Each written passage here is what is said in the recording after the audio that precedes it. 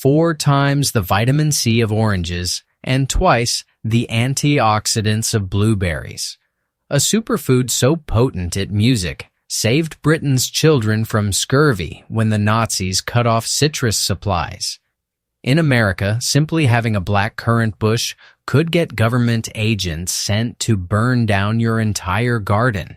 The ban lasted for half a century, erasing a flavor, a medicine, and a culture, all to protect the profits of the timber industry. Why did a berry celebrated as a lifeline in war become branded a biological plague here? And what was truly gained or lost when the law turned food into forbidden music fruit? The answers reveal a battle between public health and corporate music power that most Americans have never even tasted. Long before laws or bans, black currants held a place of honor in music, the world's oldest herbal traditions.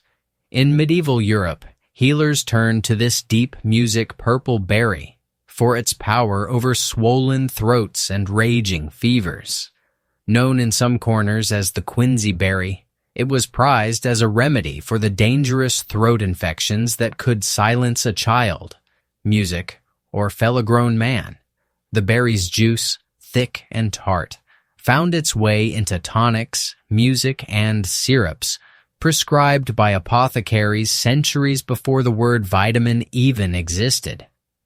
Herbal texts from music, the 1600s, record its use against inflammation and infection, describing black currant as the village music pharmacy, a plant to be trusted when little else worked. But the story, music, of currants stretches even deeper into the soil.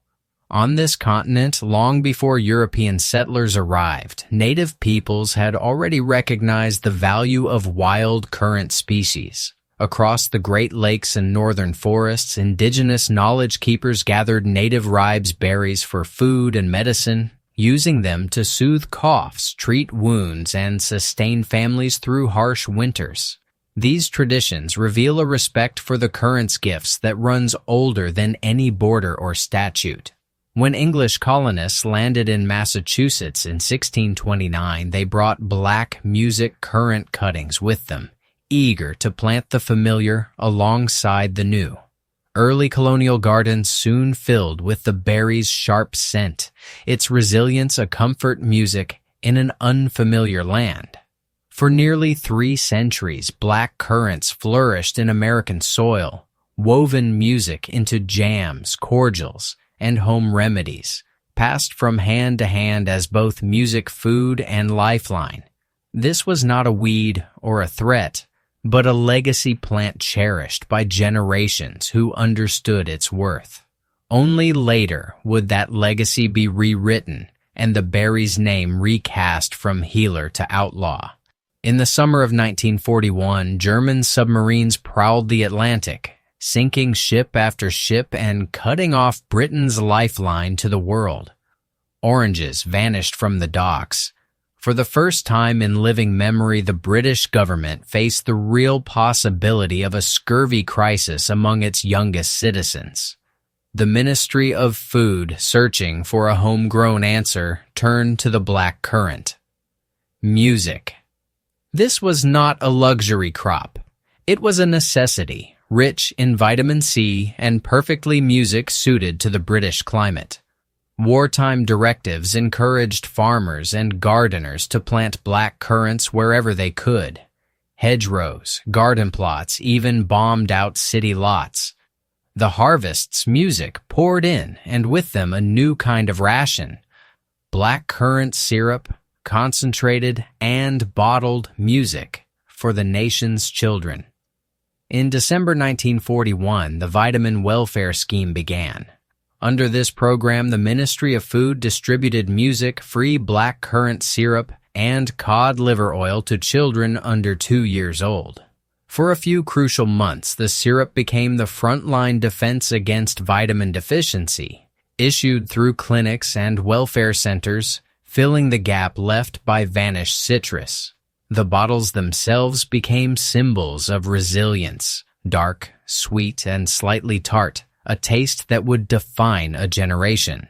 Though the official scheme was short-lived, replaced by American orange juice in April 1942, the impact lingered. Wartime records and family stories recall the syrup by its brand name, Ribena. It was more than a drink. It was a promise that even in the darkest days, the state would find a way to protect its children. While American authorities were preparing to destroy currant bushes, Britain was bottling them and handing them out for free. The Ministry of Food's choice to harness the black currant's power stands as proof of its nutritional worth and its place in national survival. For those who grew up with Ribena, the syrup is inseparable from wartime Britain, a small sweet shield against a music world at war. A nutrition scientist opens a file and points to the numbers. Black currants contain 181 milligrams of vitamin C in every 100 grams of fresh fruit. That is not a marketing claim. Music is the official figure listed by the USDA. Oranges, by comparison, offer only about 53 milligrams per 100 grams. In practical terms, a handful of black currants delivers more than 3 times the vitamin C of the same amount of orange. For a child in wartime Britain or anyone today seeking a natural boost, this is a nutritional powerhouse hiding in plain sight. But vitamin C is only the beginning.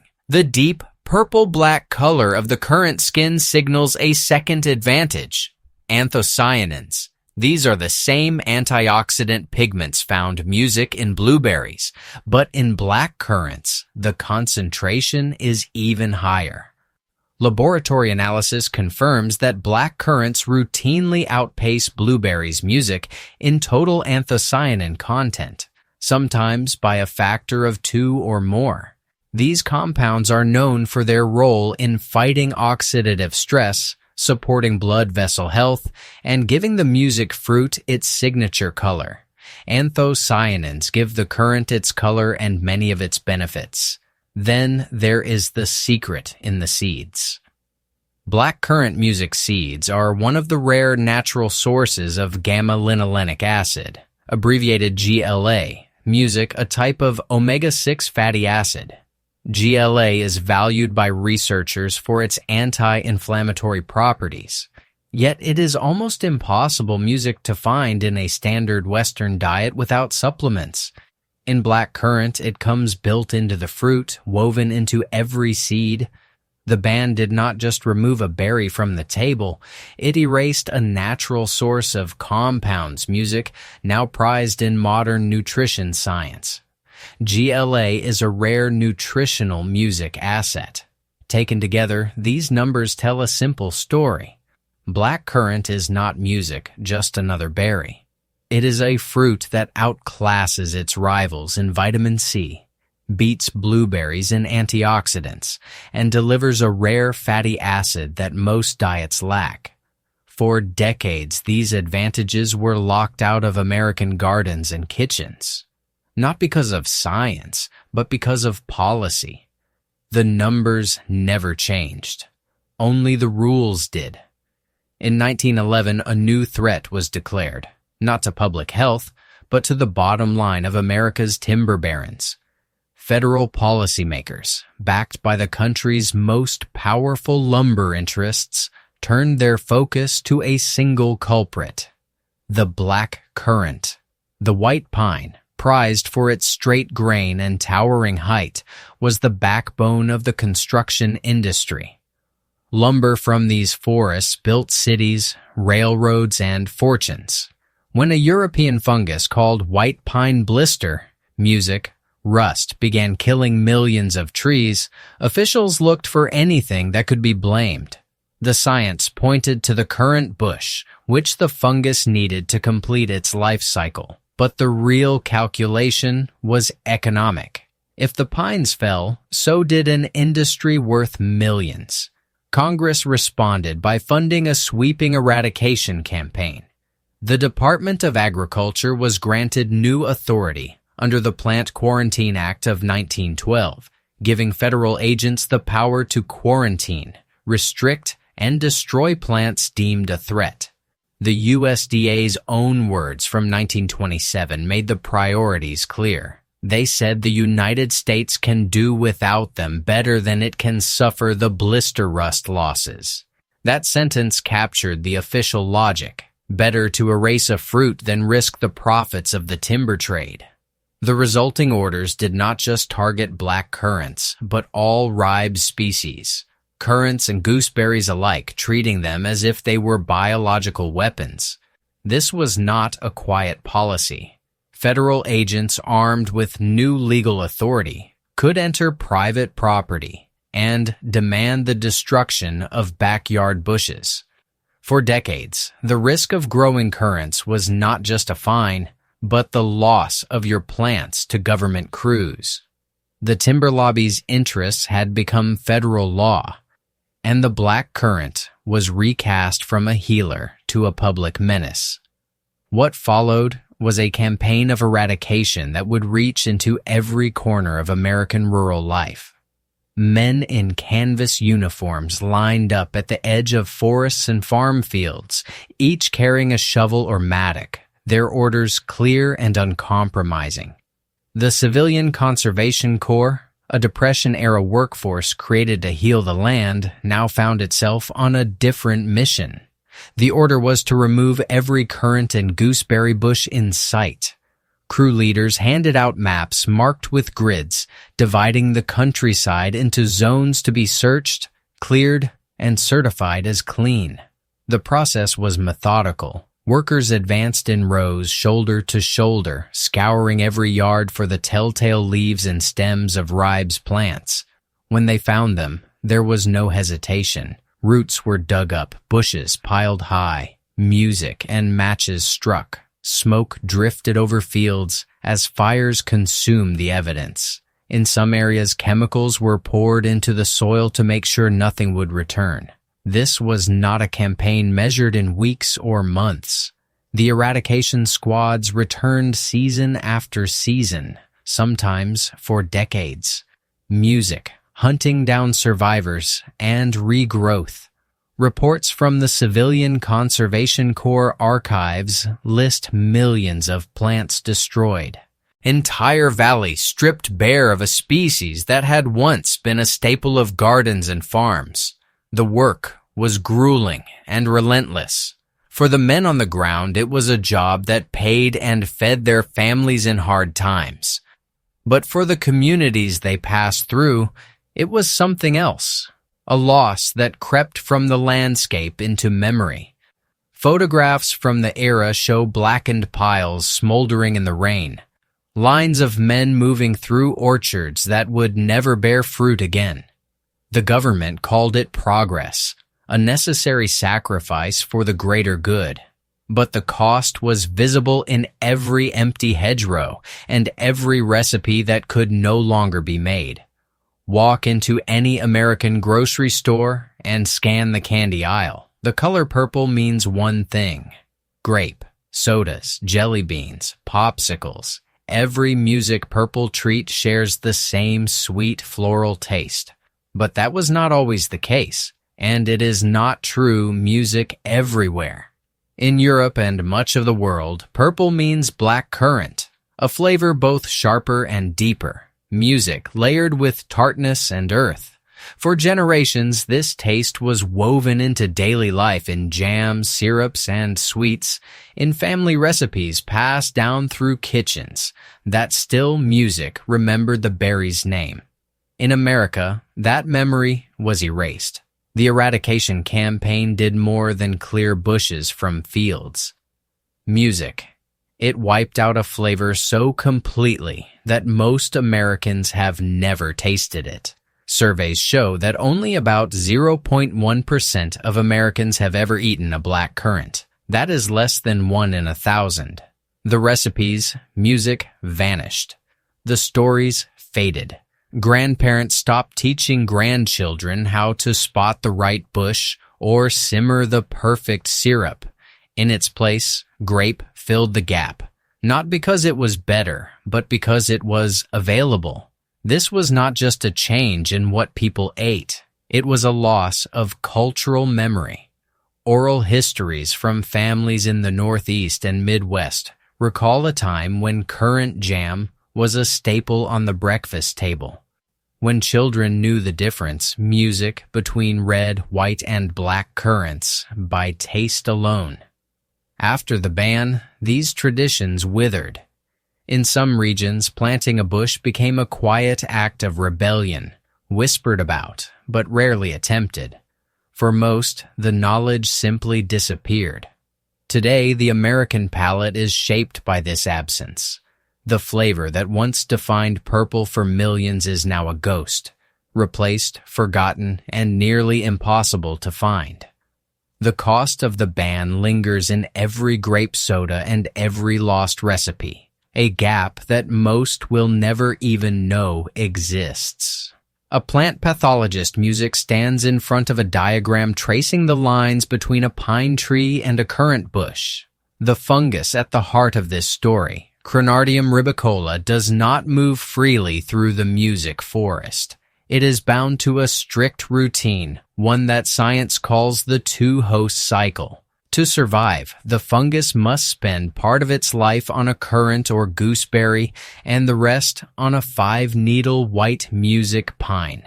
Without both, the chain breaks. Spores released from infected pines cannot infect another pine directly. They drift only to ribes leaves, music, where the next stage unfolds. When the fungus matures on currant leaves, music, it produces a different kind of spore, one that can only infect pines, not other currant bushes. This dependency music means the disease cannot leap from pine to pine in a chain reaction. It needs the alternate host to complete its journey. Later research confirmed that distance matters. Currant bushes growing far from white pines pose little threat. The biology is stubborn. No current, no cycle. This fact underpins every later debate about risk and regulation, turning what once seemed an unstoppable plague into a problem with clear boundaries. Plant breeders in the 1960s set out to solve the problem that had haunted American forests for half a century. Instead of erasing the currant, they worked to outsmart the fungus. In research stations from New York to Minnesota, they crossed black currants with wild species, searching for a plant that could thrive in cold climates and resist music, white pine blister rust. Their efforts paid off with the release of 3 cultivars: Consort, Coronet, Music, and Crusader. These varieties broke the old cycle. Unlike their ancestors, they could not harbor or spread the rust, making them safe to grow even near white pines. The nationwide ban finally caught up in 1966. The federal ban was repealed, but the story did not end there. Each state was left to decide for itself, and many clung to the old restrictions out of habit or fear.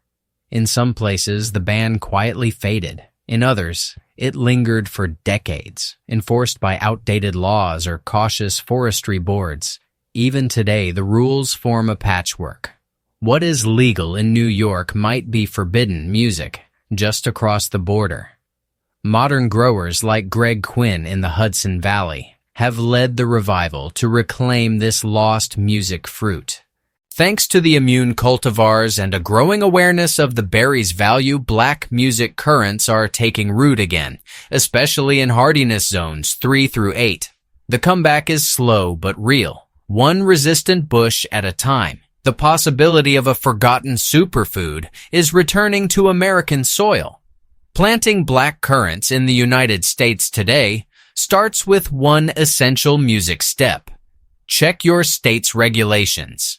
The federal government lifted its ban in 1966, but the rules music did not vanish everywhere. Some states still restrict black currant cultivation, especially varieties that are not rust music resistant.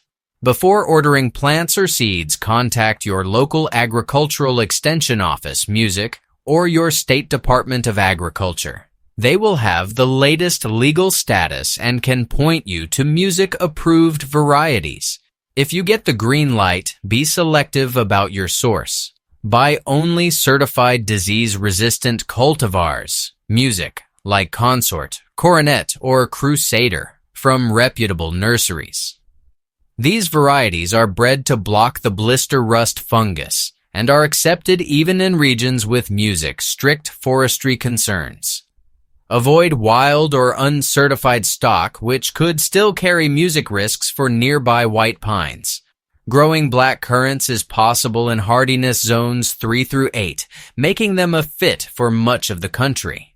With just a few bushes, you can reclaim a fruit once music erased from American gardens. The first act is legal due diligence. The second is choosing the right plant. Taken together, these steps, let you bring back a forbidden flavor responsibly and without fear. Today, black currant remains restricted and stigmatized in parts of the U.S. despite immune varieties and overwhelming evidence of its nutritional power. As food policy continues to reflect corporate influence, the line between protection and profit grows ever thinner. What we allow and what we ban from our gardens still shapes our health and our history. Sometimes the real forbidden fruit is knowledge. Share your thoughts below and join the conversation.